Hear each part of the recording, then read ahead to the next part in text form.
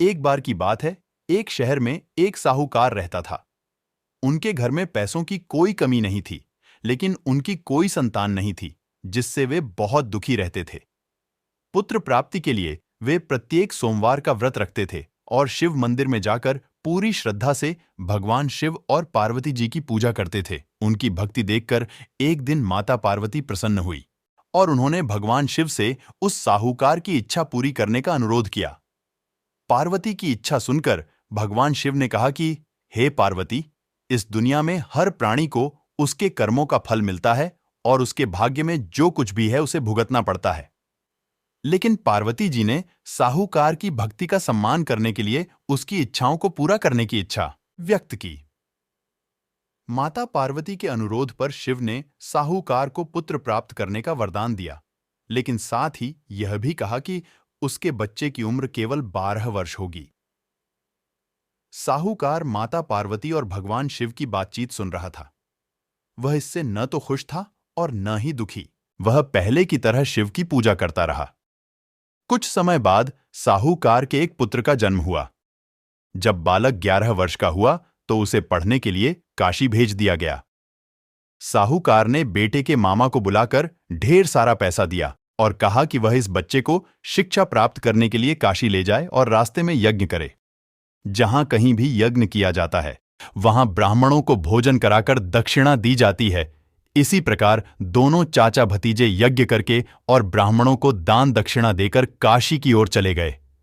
रात के समय एक नगर था जहां नगर के राजा की पुत्री का विवाह था, लेकिन जिस राजकुमार से वह शादी करने वाली थी वह अंधा था।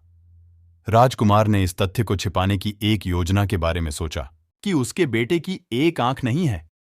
साहूकार के बेटे को देखकर उसके मन में एक विचार आया। उसने सोचा, क्यों ना इस लड़के को दूल्हा बनाकर राजकुमारी से शादी करा दी जाए। शादी के बाद मैं इसे पैसे के साथ भेज दूंगा और राजकुमारी को अपने शहर ले जाऊंगा। लड़के की शादी दूल्हे के कपड़े पहनकर राजकुमारी से कर दी गई, लेकिन साहूकार का बेटा ईमानदार था। उसे यह उचित नहीं लगा। मौका पाकर उसने राजकुमारी की चुन्नी के किनारे पर लिखा कि तुम्हारी शादी तो मुझसे हो गई है, लेकिन जिस राजकुमार के साथ तुम्हें भेजा जाएगा वह आंख का काना है। मैं काशी पढ़ने जा रहा हूं। राजकुमारी ने जब चुन्नी पर लिखी बातें पढ़ी तो उसने यह बात अपने माता पिता को बताई। राजा ने अपनी बेटी को विदा नहीं किया, जिससे बारात वापस चली गई। उधर साहूकार का लड़का और उसके मामा काशी पहुंचे और वहां जाकर उन्होंने यज्ञ किया। जिस दिन बालक 12 वर्ष का हुआ उस दिन यज्ञ हुआ। लड़के ने अपने मामा से कहा कि मेरी तबीयत ठीक नहीं है।